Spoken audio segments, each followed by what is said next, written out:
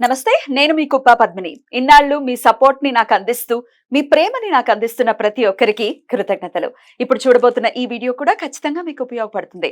Like, share and subscribe చేసి మీ ఇష్టాన్ని అలాగే మీ సపోర్ట్ ని నాకు అందించండి. అలాగే ఈ వీడియో పట్ల మీ అభిప్రాయాన్ని కమెంట్ సెక్షన్ లో కమెంట్ చేసి నాకు తెలియజేయండి. నమస్తే, నమస్కారం. శుభోదయం కార్యక్రమానికి స్వాగతం. ఈ రోజు 3వ తారీఖు డిసెంబర్ నెల 2024వ సంవత్సరం మంగళవారం. శ్రీ క్రోధినామ సంవత్సరం దక్షిణాయనం హేమంత ఋతువు జ్యేష్ఠాకార్తె. ఈ రోజు మార్గశీర్ష మాస శుక్లపక్ష విధియా తిథి మధ్యాహ్నం 1:09 వరకు, తదుపరి తదియా తిథి. మూలా నక్షత్రం సాయంత్రం 4:42 వరకు, తదుపరి పూర్వాషాఢ నక్షత్రం.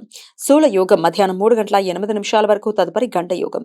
కౌలవ కరణం మధ్యాహ్నం 1:09 వరకు, తైతల కరణం రాత్రి 1:12 వరకు ఉంటాయి. సూర్యుడు వృశ్చిక రాశిలో జ్యేష్ఠ నక్షత్రంలో సంచరిస్తున్నాడు. చంద్రుడు ధనస్సు రాశిలో సంచరిస్తున్నాడు.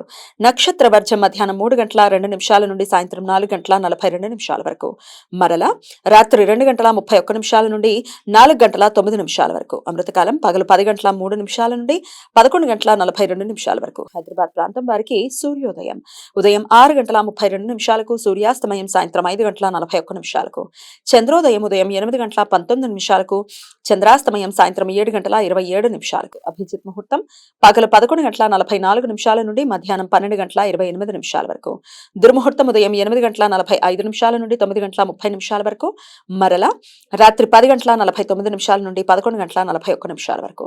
రాహుకాలం మధ్యాహ్నం 2:53 నుండి సాయంత్రం 4:17 వరకు. గుళిక కాలం మధ్యాహ్నం 12:06 నుండి 1:30 వరకు. యమగండం ఉదయం 9:19 నుండి 10:42 వరకు. శుక్లపక్ష విధియా తిథి మధ్యాహ్నం 1:09 వరకు ఉన్న కారణంగా ఈరోజు తింత్రిణి గౌరీ వ్రతం. తింత్రిణి అంటే చింత చెట్టు. మార్గశీర్ష మాస శుక్లపక్ష విధియ రోజు ఈ వ్రతం ఆచరిస్తారు.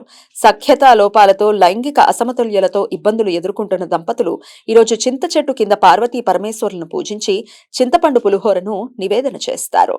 ఈ రోజు నుండి 11 రోజుల పాటు చేసే లక్ష్మీ వ్రతం ప్రారంభమవుతుంది. మత్స్య ద్వాదశి రోజు ముగుస్తుంది.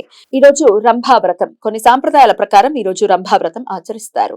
ఎక్కువ ప్రాంతాలలో జ్యేష్ఠ మాస శుక్లపక్ష తదియ రోజు ఈ వ్రతం ఆచరిస్తారు.